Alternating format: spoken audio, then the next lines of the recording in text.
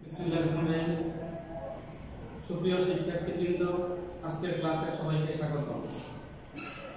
তো কেমন আছো তোমরা? আশা করি ভালো আছো। দেশের এই ক্লান্তিতে আসলে কি ভালো থাকা যায়? তারপর আমরা তোমাদের সঙ্গে হাজির হলাম। আমি মনির হোসেন, সিনিয়র শিক্ষক, বনানী বিজ্ঞান স্কুলের কলেজ। তোমাদেরকে আজকে আমি নবম দশম শ্রেণীর হিসাব বিজ্ঞান বিষয়ে ষষ্ঠ অধ্যায় জাবেদা নিয়ে আলোচনা করব। জাবেদা শিক্ষার্থীরা, জাবেদা একটি গাণিতিক অধ্যায়, আর এই হিসাব বিজ্ঞান সাবজেক্টটাও মূলত গাণিতিক। গাণিতিক সাবজেক্ট হলেও কিছুটা তত্ত্বীয় বিষয় এখানে জানতে হবে। জাবেদার শ্রেণী বিভাগ থেকে আমরা কি শিখব?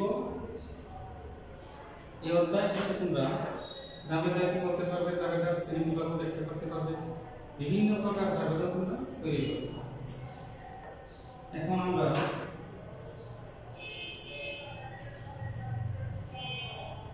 জাবেদা সম্পর্কে জানব। প্রথমে আমরা জানবো আসলে জাবেদা কি। জাবেদা হইল এমন একটি হিসাব বই, সর্বপ্রথম যে বইকে লেনদেন লিপিবদ্ধ করা হয় সেটি জাবেদা বই। এটি প্রাথমিক বই, খসড়া বই, দৈনিক বই এবং সহকারী বই। এটি হিসাব চক্রের হল তৃতীয় ধাপ। জাবেদার পরের অধ্যায় খতিয়ান। খতিয়ান করার সুবিধার্থে জাবেদা প্রস্তুত করা হয়। আবার খতিয়ান যে আমরা প্রস্তুত করব, জাবেদার সহযোগিতা করে, কারণ জাবেদাকে খতিয়ানের সহকারী বই বলে। এখন আমরা জানবো আসলে জাবেদা কি, কয় প্রকার। জাবেদা প্রধানত দুই প্রকার: বিশেষ জাবেদা এবং প্রকৃত জাবেদা। বিশেষ জাবেদা সেটা কয় ধরনের কি আমরা দেখতে পাচ্ছি। বিশেষ জাবেদা হলো প্রথমে ক্রয় জাবেদা, বিক্রয় জাবেদা, ক্রয় খরচ জাবেদা, বিক্রয় খরচ জাবেদা, নগদ প্রাপ্তি জাবেদা, নগদ প্রদান জাবেদা। এই মোট 1 2 3 4 5 6 এই 6 প্রকার জাবেদা হলো বিশেষ জাবেদা। এটি তোমাদের অবজেক্টিভ প্রশ্নে থাকে। আমরা এরপর জানব প্রকৃত জাবেদা। প্রকৃত জাবেদা প্রথমে আসে সংশোধনী থেকে অথবা সংশোধনী জাবেদা। কোনো লেনদেন লিপিবদ্ধ করতে যদি ভুল হয়, যেমন আসবাবপত্র ক্রয় করে ক্রয় হিসাবকে ডেবিট করেছে, আসবাবপত্র ক্রয় করলে আসবাবপত্র হবে ডেবিট, নগদ হবে ক্রেডিট। যদি ভুলে কেউ ক্রয়কে ডেবিট করে, তাহলে এই ভুল সংশোধনের জন্য দাখিলা দিতে হয়, সেটার নাম হলো সংশোধনী জাবেদা। এরপর প্রত্যেক ব্যবসা প্রতিষ্ঠান বছরের শুরুতে পূর্বের হিসাব নিয়ে হিসাব আবার আরম্ভ করে। এই যে আরম্ভ করার জন্য যে দাখিলা দিতে হয়, এটার নাম প্রারম্ভিক জাবেদা। বছরের শেষ দিনে আবার জাবেদা দিতে হয়, সেটা সমাপনী জাবেদা। বছরের শেষ দিনে হিসাবকাল দিনে সাধারণত প্রতিটি ব্যবসা প্রতিষ্ঠান আর্থিক বিবরণী প্রস্তুত করে। আর্থিক বিবরণী প্রস্তুত করার সময় ওই দিন কিছু লেনদেন এসে হাজির হয় যা আগে ঘটেনি। যেমন স্টকে কত টাকা মাল আছে, কয় টাকার বেতন বকেয়া আছে, বীমা অগ্রিম দেওয়া আছে, এই বিভিন্ন লেনদেন আমাদের সামনে এসে হাজির হয়, সেগুলো জাবেদা দিতে হয়। এটার জন্য যে দাখিলা, সেটার নাম হলো সমন্বয় জাবেদা। এখন আমরা জানব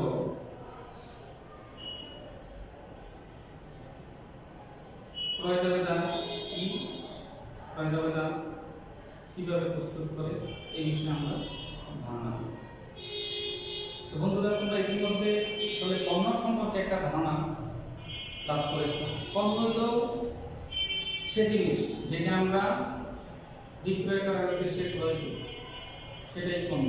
যেটা আমরা তো ব্যবসা করি, সেটাই পণ্য। তো ক্রয় জাবেদায় যে ধরনের লেনদেন ধারে ক্রয় করা, তার সকল প্রকার ধারে ক্রয় সংক্রান্ত লেনদেন ক্রয় জাবেদায় লিখতে হয়।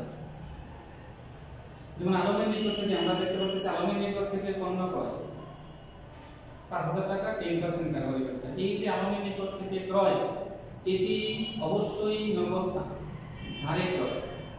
এই যে ধারে ক্রয় ৫,০০০ টাকা, এটি ক্রয় জগতে আসবে। এমন বহু লেনদেন আছে, যদি ধারে ক্রয় করা হয় তাইলে ক্রয় জগতে আসবে, ধারে অন্য ক্রয় হইতে হবে।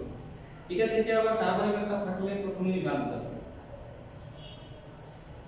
আমরা এটা সব দেখতে পাচ্ছি। সকে প্রথমে তারিখ, ক্রেডিট হিসাব কাজ, শর্ত, চালান নম্বর, সূত্র, ক্রয় হিসাব, ডেবিট, অনাদার, ক্রেডিট, এই ৬টি কলাম দেখতে পাওয়া যায়। এই বিষয়টা আমাদের অবজেক্টিভে আসে যে ক্রয় জগতের সকে কলাম মোট ৬। ক্রয় জগতের কিভাবে আমরা প্রস্তুত করব? ক্রয় জগতের প্রস্তুতের নিয়ম হলো, ক্রয় জগতের প্রস্তুতের সময় প্রথমে এই ধারে ক্রয়কৃত পণ্যের মোট মূল্য নির্ণয় করতে হবে। এই মোট মূল্য থেকে কারবারি ব্যাপারটা বাদ দিয়ে প্রথমেই কারবারি ব্যাপারটা বাদ দিতে হবে। বাদ দেওয়ার পর পেকিং খরচ, বহন খরচ এবং বীমা খরচ থাকলে সেটা যোগ করতে হবে।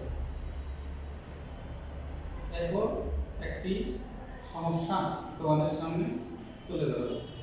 2020 সাল জনাব রতন বনানী স্টোরসের নিকট থেকে প্রতি কেজি ৬০ টাকা দরে 50 কেজি চাল ক্রয় করব। কারবারি ব্যাপারটা 10%, বহন খরচ আছে 100, চালান নাম্বার আছে, একটা শর্ত আছে। এখন এটা সমাধান আমরা কেমনে করব?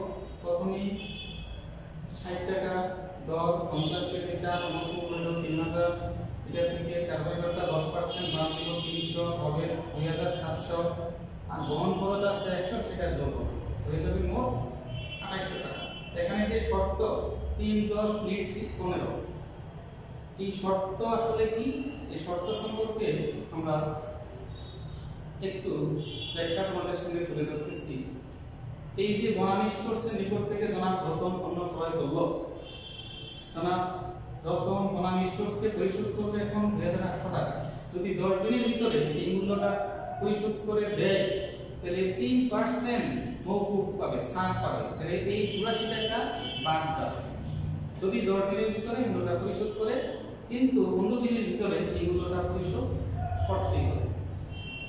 তো শিক্ষার্থীরা, এই যে বিশাল বড় একটা ক্যালকুলেশন, এটা খুব সহজে আমরা যদি সাধারণ ক্যালকুলেটর ব্যবহার করি খুব সহজে ক্যালকুলেশনটা করতে পারবো। একটাই দেখো, সাধারণ ক্যালকুলেটরের মাধ্যমে করব। প্রথমে ৬০ গুণ ৫০ মাইনাস 10% প্লাস ১০০ সমান ২৮০০ টাকা করে যাবে। এখন সাধারণ ক্যালকুলেটর ব্যবহার করব, তোমরা বহু ক্যালকুলেটর ব্যবহার করো, অনেক দামি ক্যালকুলেটর ব্যবহার করো, কিন্তু এই ধরনের মডেলের বা এমন ধরনের ক্যালকুলেটর এগুলো সাধারণ ক্যালকুলেটর। এই সাধারণ ক্যালকুলেটরে এই অঙ্ক খুব সুবিধা, আর হিসাব বিজ্ঞানের প্রায় সব অঙ্কই সাধারণ ক্যালকুলেটরের সুবিধা, বা এই সাধারণ ক্যালকুলেটর দিয়ে অঙ্ক সমাধান করবে। আর এই যে সাইন্টিফিক ক্যালকুলেটর, এটা একটু দামি, কিন্তু এই সাইন্টিফিক একটু জটিল, সেটা তোমরা এগিয়ে যাবে।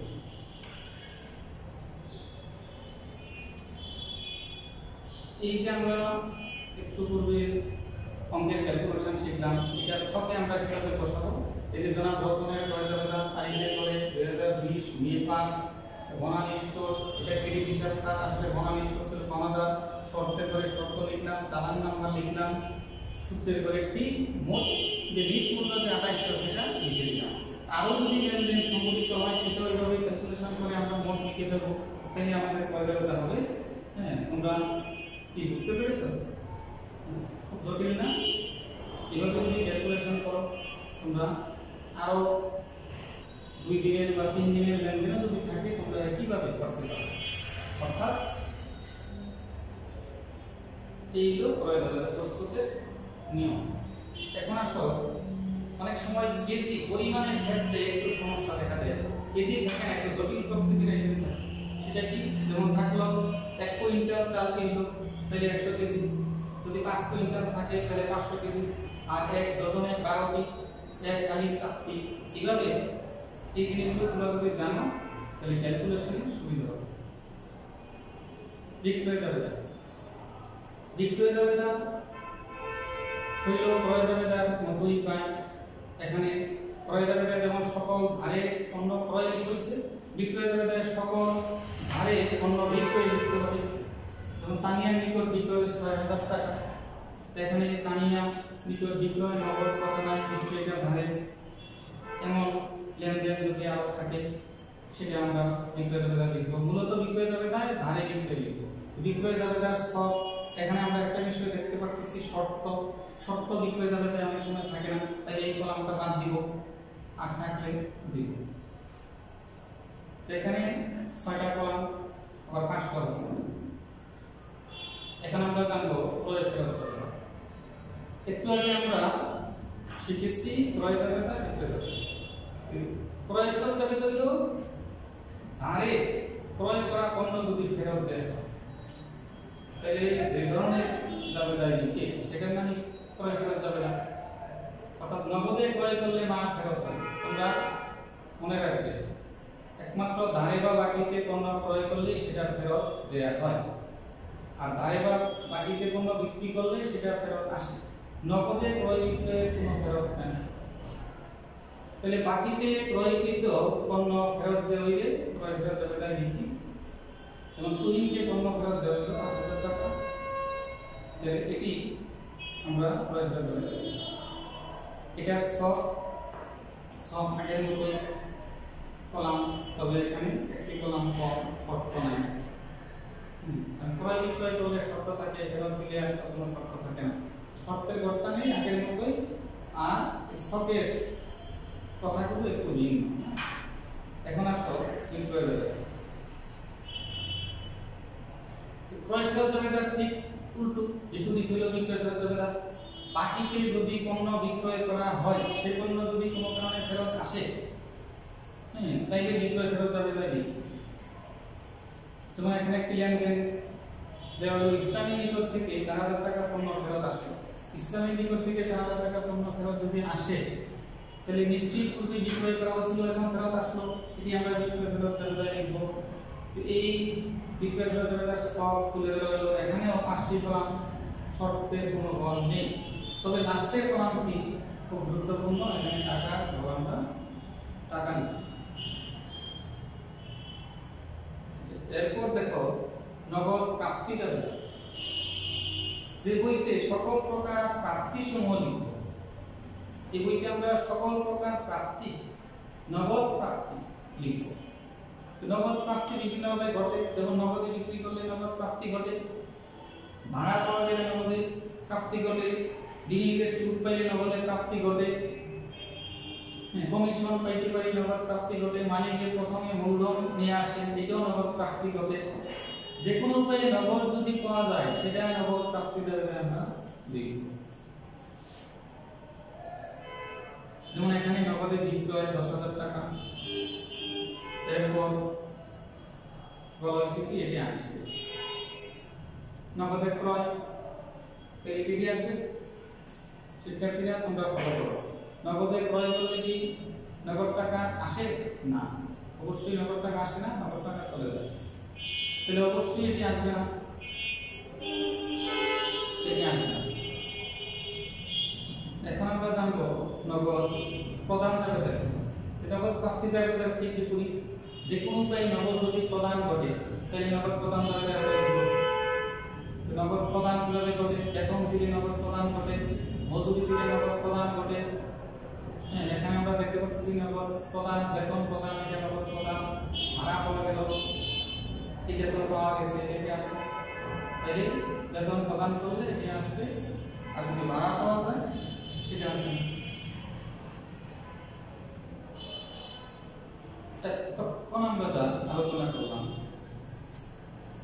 তো আজকের ক্লাস থেকে তোমরা কি শিখি? এখন আমি তোমাদের জিজ্ঞেস করবো, তোমরা পারো কিনা আমি দেখব। প্রথমে একটি প্রশ্ন তোমাদের সামনে দেওয়া হলো, ক্রয় এবং বিক্রয় জাবেদায় কি কি দফা যোগ হয়। প্রথমেই কিন্তু আমরা এটি আলোচনা করেছি এবং এইটা একটা অঙ্ক তোমাদের সামনে আমি পেশ করেছি। ক্রয় এবং বিক্রয় জাবেদায় কি কি দফা যোগ হয় নিশ্চয়ই তোমরা ইতিমধ্যে জেনে গেছো। তোমরা মনে মনে ঠিক করে রাখো এটি কি হতে পারে। এরপরে মজুরি প্রদান করলে লেনদেন কি কোন জাবেদায় যাবে? মজুরি যদি প্রদান করে নিশ্চয়ই টাকা আসে, না চলে যায়? অবশ্যই চলে যায়। মজুরি প্রদান করবে যদি নগদ টাকা চলে যায় তাহলে কিসে আসবে? তোমরা আশা করি উত্তর ঠিক করে রেখেছ। বিশেষ জায়গাটা আমরা একটু আগে দেখেছি এবং আমি বলেছি বিশেষ জায়গাটা কয়টি। বিশেষ জায়গাটা কয়টি তোমরা আশা করি জানো। তোমাদের সুবিধার জন্য ক্রয় এবং বিক্রয় জায়গাটা টিভি জবাই পেটিং খরচ বহন খরচ এবং বিমা খরচ থাকলে সেটা জবাই। মজুরি প্রদান করলে সেটা নগদ প্রদান করে যায় লিখব। বিশেষ জায়গাটা মোট 6টি। তো শিক্ষার্থীরা আশা করি এতক্ষণ তোমরা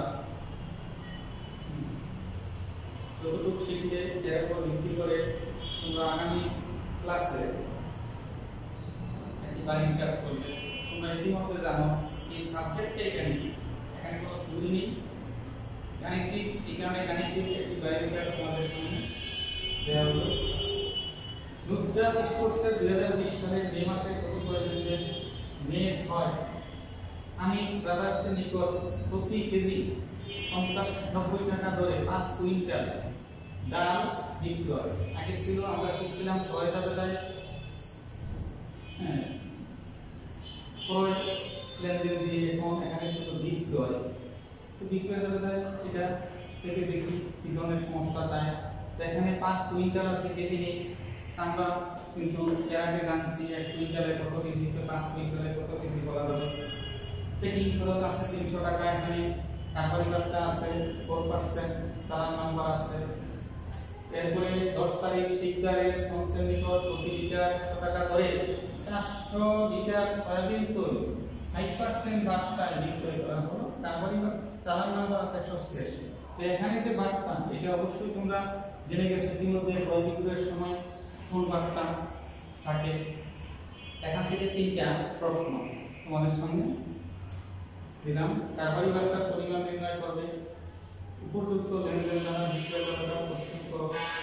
185 নম্বর চালানটি তোমরা প্রস্তুত করো। তো শিক্ষার্থীরা এই অধ্যায় গাণিতিক অধ্যায় এই অঙ্কটা যদি তোমরা বাসায় প্রস্তুত করো তোমাদের বিক্রয় যাত্রা সম্পূর্ণ হয়ে যাবে এবং আগামী ক্লাসে তোমরা আরও ভালো করতে পারবে এবং ভালো শিখতে পারবে। তো আগামী দিন এবং আগামী ক্লাসে তোমাদের সামনে আরও নতুন কোনো বিষয় নিয়ে হাজির হব। এ পর্যন্ত সবার সুখী সমৃদ্ধি জীবন গঠন কামনায় এ পর্যন্ত আজকে রাখলাম। আল্লাহ হাফেজ।